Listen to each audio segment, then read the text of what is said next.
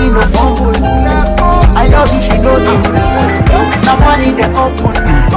I'm feeling your hustle with everything you do. Yeah. At the end of the day, you know I love you. What's this? On the 103.5 FM.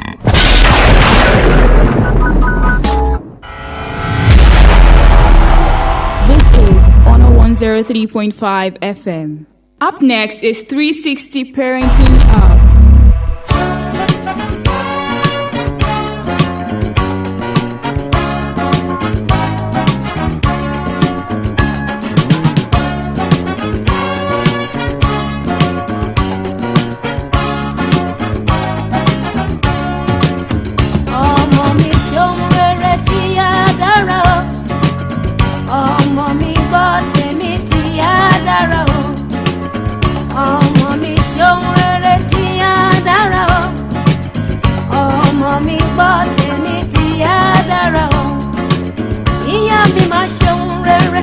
Gbàdúrà fún mi, bàbá mi máa ṣeun rere. Gbàdúrà fún mi, ọmọ tẹ́ bá wíwà burúkú wá níyà rẹ̀ lóko. Good afternoon to you wherever you're listening to me from. Welcome to 360 Parenting with Ibukunoluwa Otesile on Honor 103.5 FM, where, as you know, honor and integrity is our watchword. How have you been? How's the day going? The day is still very young. It's just okay. The day is halfway gone. Farouk, how's the day going? Okay. For those just joining us, this is 360 Parenting, where we talk about everything that has to do with raising children. Yes, raising them well to be respectable, responsible adults. Because every adult is, to a large extent, a function of their childhood.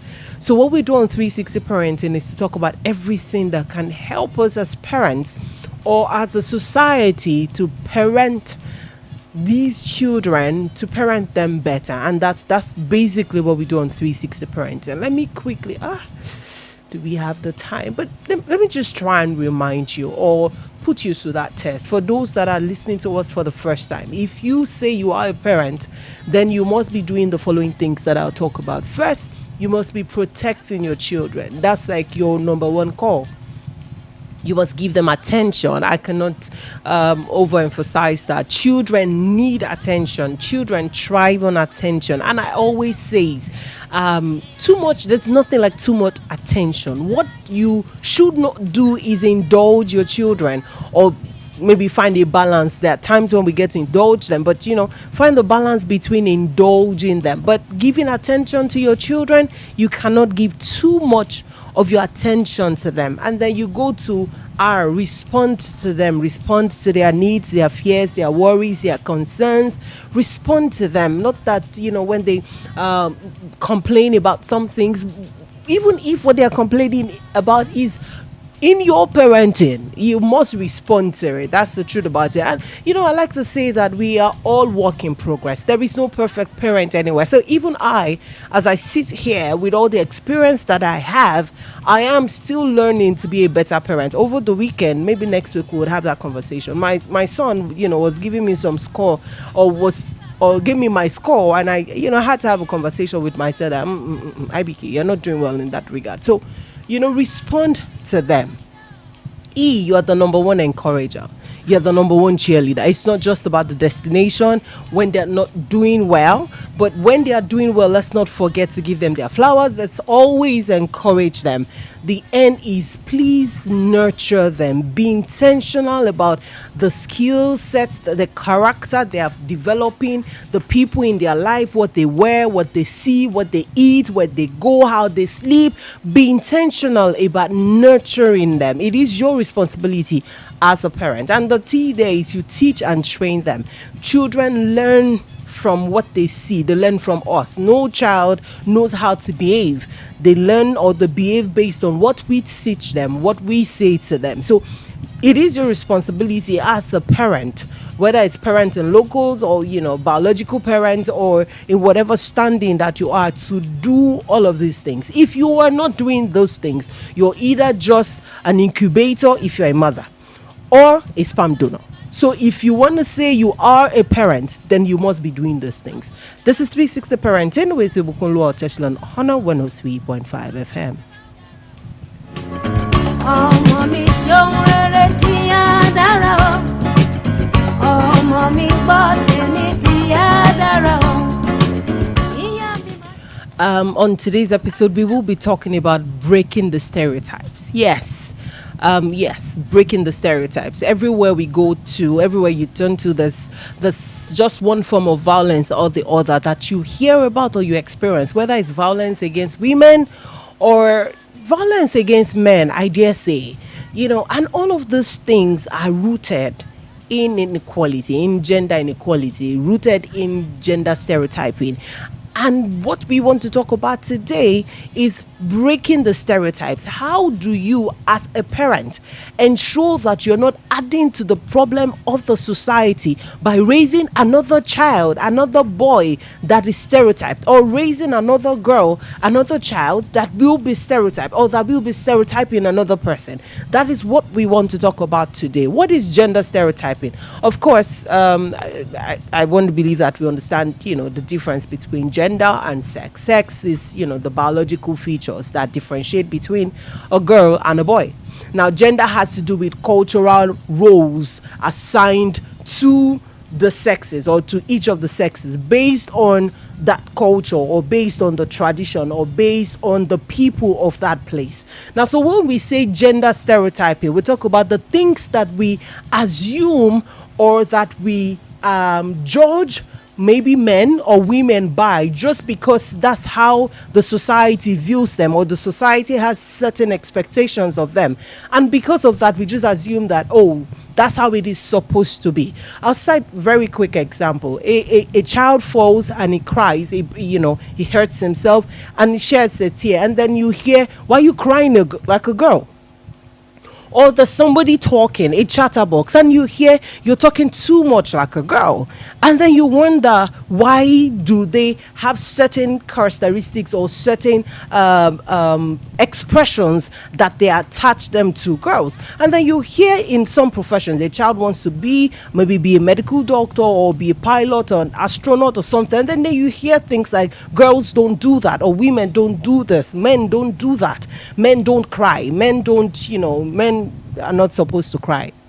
So that's basically like the lame man's explanation of what gender stereotyping can be. And it can move from as simple as what I've just expressed to even more, technical, and move from, the basic simple examples as I've given to even more critical areas of life. And that's why we want to talk about this. Now, all of these things start with how we raise our children. I'll cite this example. I like to use the example of my son. I remember that there was a day he was not feeling fine. And no, it wasn't even that. It didn't start from there. He and his cousins were playing. I think he was about 4 or 5 years old at this time. He was playing with his other cousins. I think one female, one male. And they were having a conversation. They were role playing, yes. And I think one of them wanted to act as to role play as a medical doctor. And then a fight broke out because my son kept insisting that she could not role play as a medical doctor and said girls are not medical doctors, girls are nurses, so she cannot in that role play the role of a doctor. And so I got to hear about it and I was like, why? Who told you that girls don't can be doctors? Fortunately, my husband's immediate younger sister is a medical doctor. So I didn't say to him, but you know that so and so person is a medical doctor. And said, no, that's just her. And I was like, he was, I think, less than 6 in my head.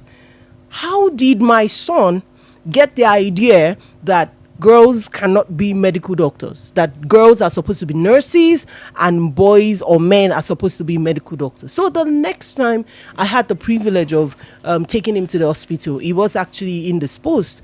I requested that a female doctor should attend to him.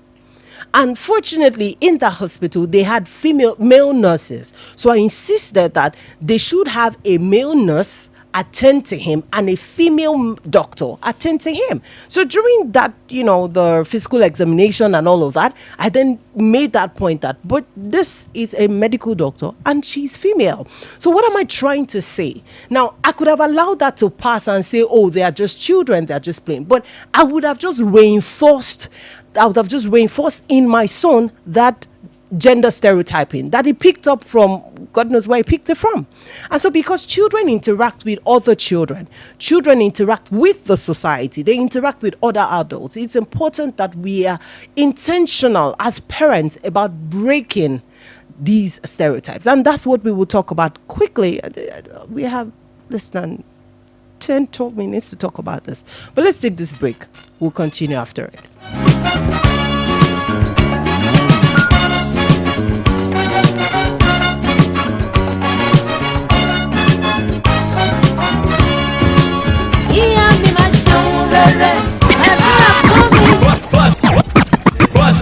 On the 103.5 FM. Sam, báwo ni trip yẹn? Ọ̀rẹ́ mi ò máa enjoy trip yẹn. Kí ló ṣẹlẹ̀? Reservation tán bá mi ṣe, nfa kò tẹ́ mi lọ́rùn. Kódà delay wà lórí ticketing tán bá mi ṣe. Ṣé bí mo sọ fún ẹ wípé fún ticketing àti reservation tí ò ní fún ẹ ní problem, you fit fly ni kò filẹ̀ fún. Next trip mi, you fit fly ló máa bá mi handle ẹ̀. You fit fly.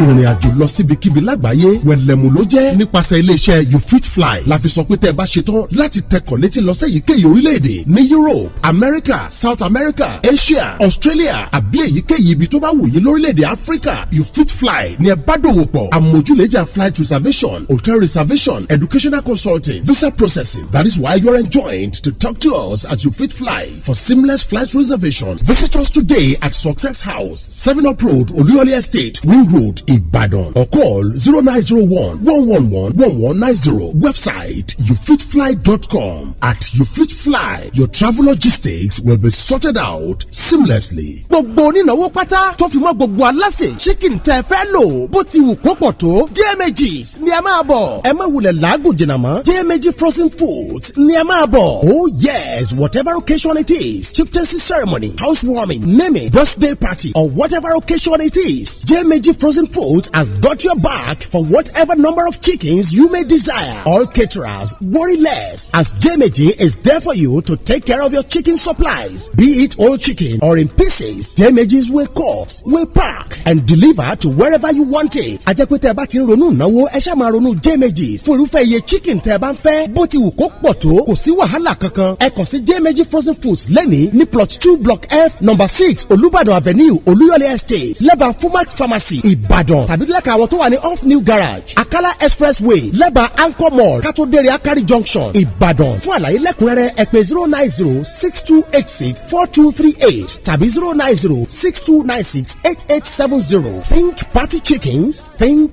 JMGs. On the 103.5 FM.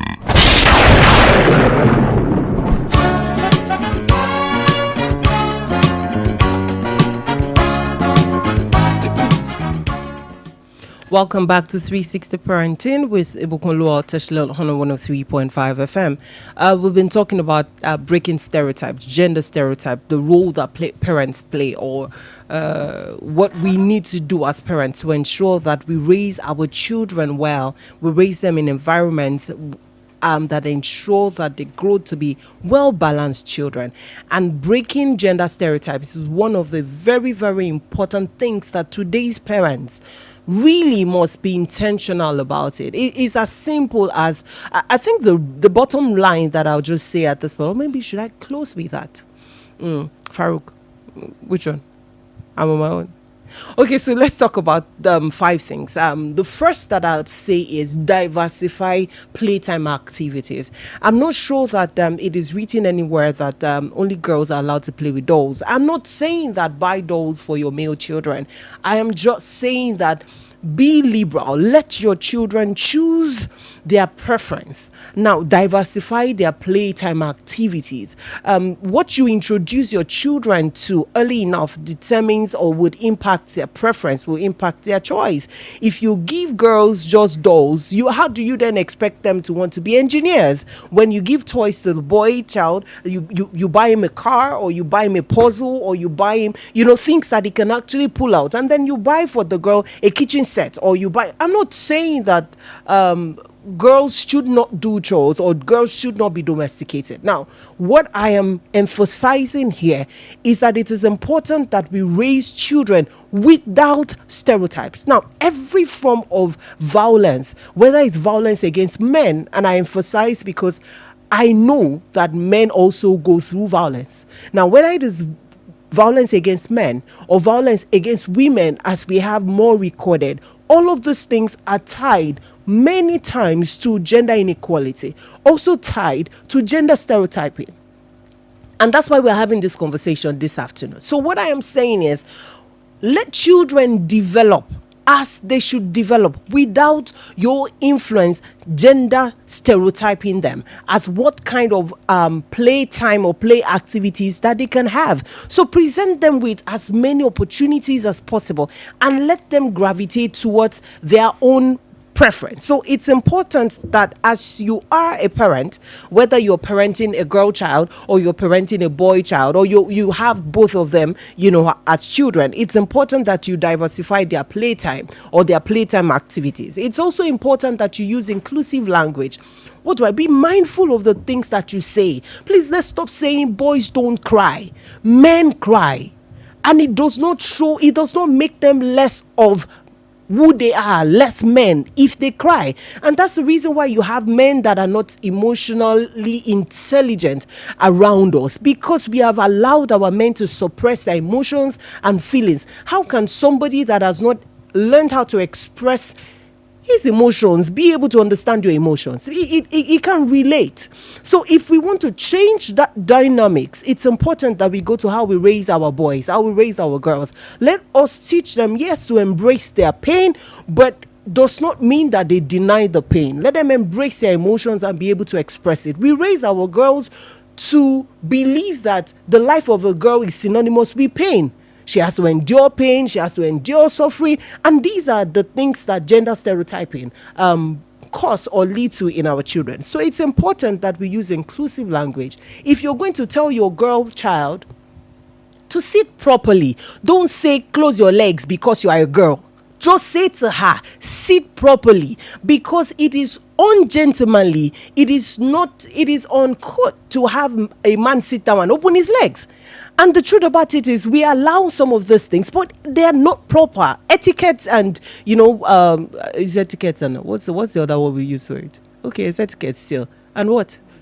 Manners and etiquette. It's the same thing. A man should know how to sit, or a child should know how to sit, whether it's a girl or a boy. So when we're engaging them, when we're trying to correct them, let's try to use inclusive language. It's not boys don't cry, or girls don't talk too much, or girls don't, sit with their ties open. Let's teach them to sit properly, to greet properly, to talk properly, to eat properly. Not that you shouldn't be out late at this time. Let's stop lowering the standards for the boy child and raising the standards for the girl child. It's important that we raise children, both male and female, to be responsible and accountable. So it's important that you vary their playtime activities. It's also very, very important that you use inclusive language. Now, the next thing is provide varied role models. I cited an example with my son. I had to insist on a female medical doctor attending to him, so that as he grows up, he understands that a woman or a female can be a medical doctor, a man can be a nurse. So very role models that you bring into their life. It opens their minds. It opens and helps them build, strengthens their perception about life. Another very important is encourage emotional expression. Please, let's encourage our children to express themselves, both the male and the female child. So a child is crying and you say, you cry too much. Like, are you a girl? Or then the boy, the girl is not crying and then you say she's acting like a boy. So let's allow them to express their emotions as best as they can. Now, the rules basically are the same. Do we mean that you should wear your pain or your suffering on your face? No. And that's why we then have women that grow and use that as an advantage to the disadvantage of men. So what I am saying, or what I am, the conversation I'm pushing this afternoon is that as we raise our children, let's raise them to learn to identify their emotions, to acknowledge their emotions, express their emotions, and express those emotions within the rights that they have. And then the last one on that list, oh my God, I really need to learn or find a way to hold time. Somebody needs to give me the key to holding time. But until we learn that, we just have to manage with what we have. So share household responsibilities equally. Please let us teach our girls to be able to do basic things. Let's teach our boys to learn to sweep, to learn to cook, to learn to wash dishes. Again, teach the girls to learn to wash the car, to learn to iron. There is no particular task that is male that should be like, oh, only the boy child can do. What happens to you if you don't have a female child? Are you going to suffer yourself because you don't have a female child? Now you say, oh, I have just boys, and because they are boys they can't go to the kitchen. I don't even know what to say. An example is coming to my mind, but so that they can allow me to come home, let me just keep quiet about that. But what I am trying to say is, please, let's balance our what we teach our children. Let's balance the responsibilities. What should influence the responsibilities that we give our children is their age. Is this task age appropriate for my child, not gender appropriate? Because you have families that are just girls. What happens to them? They can change tires. They can do such tasks. And who says every child should grow to be a self-sufficient adult, that if he or she finds himself or herself in untoward situation, can basically survive or take care of themselves. That's how we should raise our children. Not to mean that will make them independent or what's the word now, and then ignore the other part. No, that's not what it does. But every child must be able to survive. We just have to go, and this is where I have to draw the curtain. We will continue this conversation same time, same station, same day. That's next week Monday, between 4:30 and 5. Bye for now.